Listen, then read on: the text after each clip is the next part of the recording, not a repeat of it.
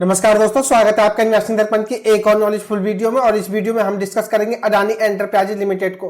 दोस्तों, अगर आपने अडानी एंटरप्राइजेज में इन्वेस्टमेंट कर रखा है तो आपको संभल करके काम करने की जरूरत है, क्योंकि अडानी एंटरप्राइजेज से जुड़ी हुई एक बड़ी न्यूज को हम देखेंगे जो कि इन्वेस्टर्स के लिए कोई अच्छी न्यूज नहीं है। बात करें अडानी एंटरप्राइजेज की तो इसका मार्केट प्राइस 2214 रुपए दिखाई देता है और बीते दिन 2 नवंबर की अगर हम बात करें तो स्टॉक में 0.15% की गिरावट देखने को मिली है। दोस्तों, आपको यह गिरावट कम दिखाई दे रही होगी, लेकिन अगर हम इस स्टॉक को यहाँ से देखें तो इस स्टॉक में लगभग 3.5% के आसपास की गिरावट देखने को मिली है। तो दोस्तों, कहा जा सकता है कि Q2 के रिजल्ट्स की अगर हम बात करें तो अडानी एंटरप्राइजेज के आ चुके हैं और बाजार को इसके रिजल्ट्स अच्छे नहीं लगे, जिस कारण इस स्टॉक में आपको गिरावट देखने को मिल रही है। दोस्तों, बात करें अडानी एंटरप्राइजेज की तो यह स्टॉक रिटर्न्स के मामले में मल्टी बैगर रहे, इसमें कोई डाउट नहीं है। और जिस तरह से अडानी एंटरप्राइजेज के रिजल्ट्स आए वह हम आगे देखेंगे। हो सकता है अडानी एंटरप्राइजेज में आपको आने वाले समय में गिरावट देखने को मिले। मैं मार्केट अपडेट और मार्केट से जुड़ी जानकारी की वीडियो लाता ही रहता हूं। अगर आप चैनल पर नए हैं तो प्लीज आप चैनल को भी सब्सक्राइब कर लें, और अगर आपको वीडियो अच्छी लगे तो वीडियो को लाइक करना ना भूलें। आपके लाइक और सब्सक्राइब से मुझे मोटिवेशन मिलता है। और वीडियो में आगे बढ़ने से पहले मैं आपको बताना चाहूंगा, यह वीडियो एजुकेशन पर्पज के लिए है। वीडियो को टिप्स या एडवाइस के रूप में ना ले।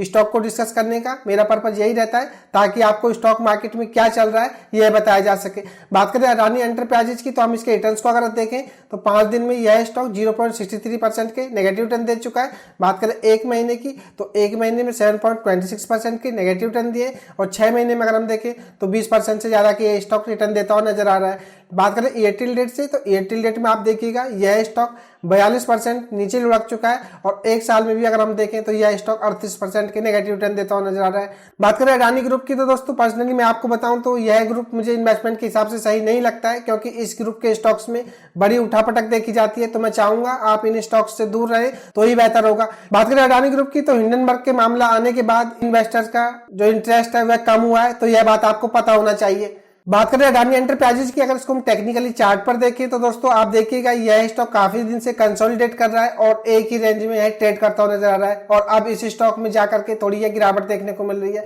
दोस्तों, बात करें इसकी एमएसडी लाइन की, अगर आप इसकी एमएसडी लाइन को देखेंगे तो यह भी सिग्नल लाइन से नीचे दिखाई दे रही है। आरएसआई को अगर हम देखें तो 32 दिखाई दे रही है।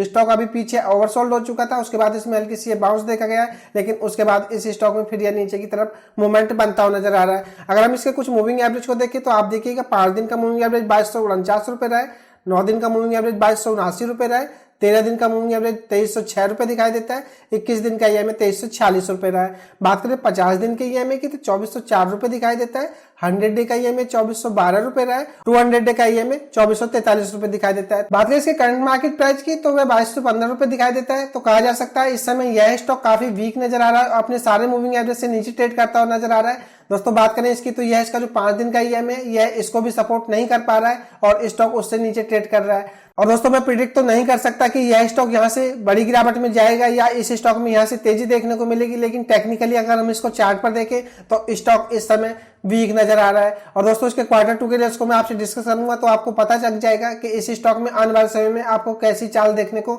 मिल सकती है। दोस्तों, बात करें अब इस स्टॉक में इन्वेस्टमेंट की तो मैं आपको बताना चाहूंगा, अगर आपने इस स्टॉक में होल्डिंग ले रखी है और आपको अच्छे प्रॉफिट आ रहे हैं तो आप इस स्टॉक से एग्जिट कर सकते हैं, क्योंकि इस स्टॉक से एग्जिट करने का यह एक शानदार समय है। हो सकता है इस स्टॉक में आपको यहाँ से बड़ी गिरावट देखने को मिले। दोस्तों, बात करें इसमें फ्रेश इन्वेस्टमेंट की तो मैं चाहूंगा आप इस स्टॉक से दूर रहें तो ही बेहतर है, क्योंकि इसके जो Q2 के रिजल्ट्स हैं वह कोई ज्यादा अच्छे नहीं दिखाई दे रहे। हो सकता है आपको यहां से बड़ा लॉस देखने को मिले, तो आप इस स्टॉक में अगर इन्वेस्टमेंट करना चाहते हैं तो मैं चाहूंगा आप थोड़ा वेट कर लें। जैसे इसके अगले नंबर्स अच्छे आते हैं तब आप इस स्टॉक में इन्वेस्टमेंट के बारे में सोचें। बात करें अडानी एंटरप्राइजेज की या अडानी स्टॉक्स की तो यह स्टॉक इस समय थोड़े रिस्की से लगते हैं। अगर हम इन स्टॉक्स में हिंडनबर्ग के मामले को देखें और इन स्टॉक्स में आपको कभी बड़ी अच्छी तेजी देखने को मिलती है तो कभी बड़ी गिरावट देखने को मिलती है, तो मैं चाहूंगा आप ऐसे उठापटक वाले मूवमेंट से बचे रहें तो ही बेहतर होगा। इसमें कोई डाउट नहीं है कि अडानी ग्रुप के स्टॉक्स ने मल्टी बैगर रिटर्न्स दिए, लेकिन दोस्तों हर समय इन्वेस्टमेंट का हिसाब से अच्छा नहीं होता है, यह बात आपको समझनी चाहिए। अगर आपको प्रॉफिट आ रहे हैं तो आप अपने प्रॉफिट को प्रोटेक्ट करें या प्रॉफिट को बुक करें, यही इन स्टॉक्स में काम करने का सही तरीका होगा। मेरी पर्सनली किसी भी स्टॉक पर बाय और सेल की कोई रिकमेंडेशन नहीं है। अगर आपको स्टॉक अच्छा लगता है तो आप स्टॉक में बने रहें, और अगर आपको स्टॉक में कुछ बुरा लगता है तो आप स्टॉक से एग्जिट कर दें।